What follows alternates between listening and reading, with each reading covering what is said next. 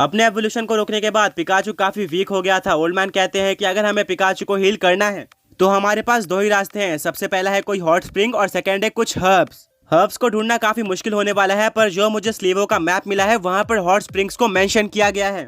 Old man map को बाहर निकालते हैं एंड लकीली उनके बाजू में ही एक हॉट स्प्रिंग थी।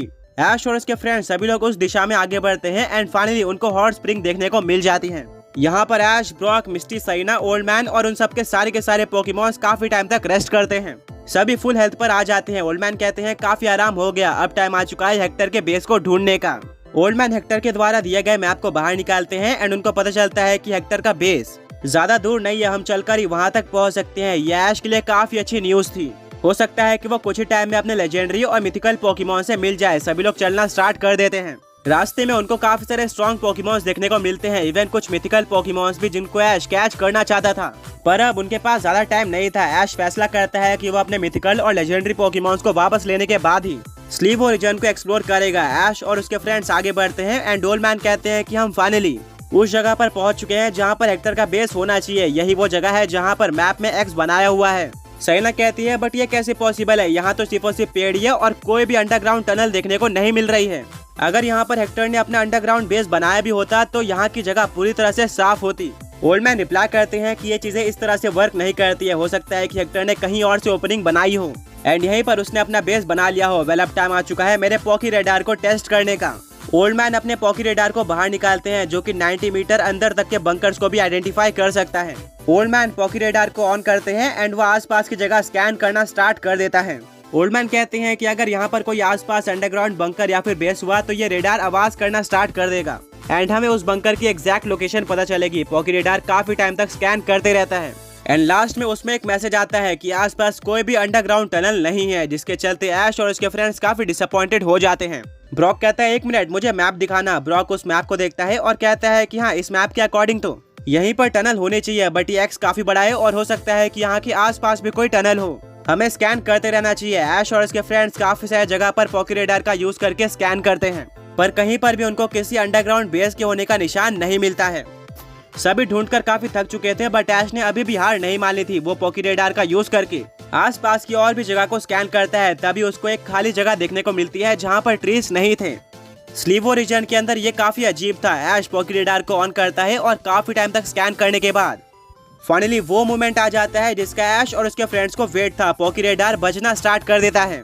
ओल्ड मैन, ब्रॉक, मिस्टी, साइना सभी लोग पूरी तरह से शॉक हो जाते हैं और भागते हुए ऐश के पास आते हैं एंड सच में यहाँ पर एक बेस को स्कैन किया गया था। ओल्ड मैन कहते हैं कि पॉकी रेडार अंडरग्राउंड बेस को नहीं बल्कि पोकेमॉन्स या फिर इंसानों को स्कैन करता है जो कि जमीन के अंदर हो एंड यही वो लोकेशन है जहाँ पर कोई ना कोई इंसान या फिर पोकेमॉन है। ऐश और उसके फ्रेंड्स काफी एक्साइटेड हो जाते हैं, पर अब सबसे बड़ा सवाल ये था कि अंदर कैसे जाए। उनको आसपास कोई भी ओपनिंग देखने को नहीं मिल रही थी। ब्रॉक कहते हैं ऑब्वियसली हेक्टर कोई भी ओपनिंग हमारे लिए खुला नहीं छोड़ने वाला, हमें खुद ही ढूंढना होगा कि हम अंदर कैसे जाए। ओल्ड मैन कहते हैं कि मेरे पास अंदर जाने का सबसे इजी और बेस्ट तरीका है, पर एक प्रॉब्लम है, इसके लिए हमें किसी पोकेमॉन की जरूरत होगी जो कि गड्ढा खोदने में माहिर हो। ब्रॉक कहता है कि हमारे वर्ल्ड में ऐसे काफी सारे पोकेमॉन्स एग्जिस्ट करते हैं जैसे कि रायडॉन या फिर एक्सकाड्रिल, पर शायद फिलहाल के लिए हमारे पास कोई भी ऐसा पोकेमॉन मौजूद नहीं है और ना ही कोई ऐसा अटैक करने वाला पोकेमॉन है। ओल्ड मैन कहते हैं कोई बात नहीं, इस केस को मैं अपने हाथों में लेता हूँ। आगे बढ़ने से पहले पिछले पोकी क्विज के विनर्स ये रहे एंड आज का क्वेश्चन ये है कि वो कौन सा आइटम है जो कि अंडरग्राउंड बेसिस का पता लगाने में काम आता है।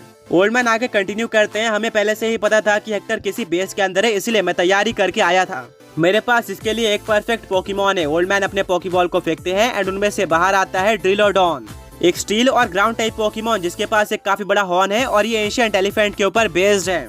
इसके हॉर्न जमीन के अंदर खाना ढूंढने के लिए या फिर किसी पेड़ को गिराने के लिए काम आते हैं। ऐश कहता है ओल्ड मैन ये तो अमेजिंग है, अब हम डायरेक्टली बेस के अंदर जा सकते हैं। ओल्ड मैन कहते हैं कि हाँ, तुमने बिल्कुल सही कहा, पर हमें इसका अच्छी तरीके से यूज करना होगा क्योंकि अगर हम यहीं पर डिग कर देते हैं तो शायद हम किसी पोकेमॉन के ऊपर चले जाएं। इससे उस पोकेमॉन को इंजरी भी हो सकती है। ओल्ड मैन थोड़ा सा साइड हटते हैं और कहते हैं ये जगह परफेक्ट है गड्ढा खोदने के लिए। ड्रिलोडॉन स्टार्ट हो जाओ। ड्रिलोडॉन काफी तेज स्पिन करना स्टार्ट कर देता है, फिर वो जमीन के अंदर कुछ ही सेकंड्स में एक गड्ढा खोद देता है। ऐश और उसके फ्रेंड्स को फाइनली बेस दिखना स्टार्ट हो जाता है।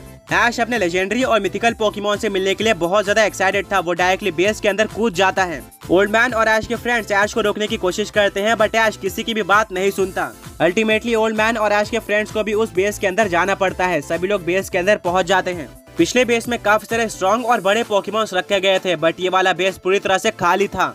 यहाँ पर कोई भी इंसान या फिर पोकेमॉन की एविडेंस नहीं थे। ऐश कहता है ये हेक्टर का बेस नहीं हो सकता, यहाँ पर तो कुछ भी नहीं है, शायद हम किसी एंशिएंट बेस के अंदर घुस गए हैं जिसको अबैंडन कर दिया गया है। अब ये पूरी तरह से खाली है। ब्रॉक कहता है कि हाँ, हो सकता है कि हेक्टर ने हमारा टाइम वेस्ट करने के लिए यहाँ की लोकेशन दी हो। बातें चली रही होती है कि तब ये पूरा का पूरा बेस हिलना स्टार्ट हो जाता है, मानो कि कोई भूकंप आ गया हो। सभी लोग पूरी तरह से शॉक्ड हो जाते हैं और एक दूसरे का हाथ पकड़ लेते हैं, पर तभी सामने से एक पोकेमॉन ट्रेनर आता है।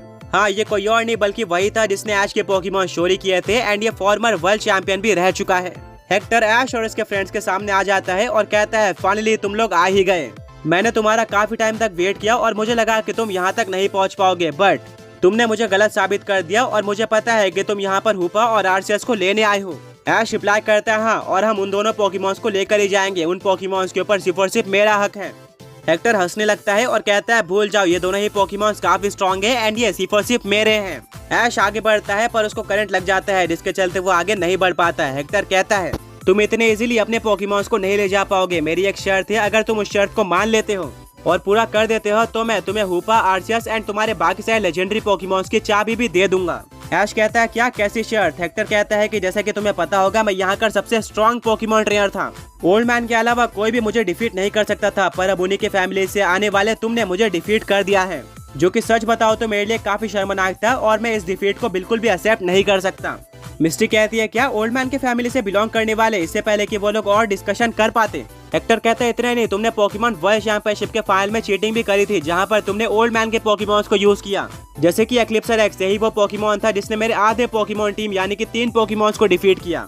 इसके बिना तुम मुझे कभी भी डिफीट नहीं कर पाते। ऐश कहता है तो तुमने भी तो मेरे आर्सियस का यूज किया था, जो कि मेरा सबसे स्ट्रॉन्ग पोकेमॉन था। हेक्टर कहता है कि हाँ मैं मानता हूँ, यहाँ पर दोनों ही पोकेमॉन ट्रेनर्स ने चीटिंग करी है, इसीलिए इस फाइट को बिल्कुल भी फेयर नहीं माना जा सकता। ऐश कहता है तो तुम्हारा मकसद और पॉइंट क्या है? हेक्टर एक एविल स्माइल देता है और ऐसा कुछ बोलता है जिसको सुनकर ऐश और उसके फ्रेंड शॉक रह जाते हैं।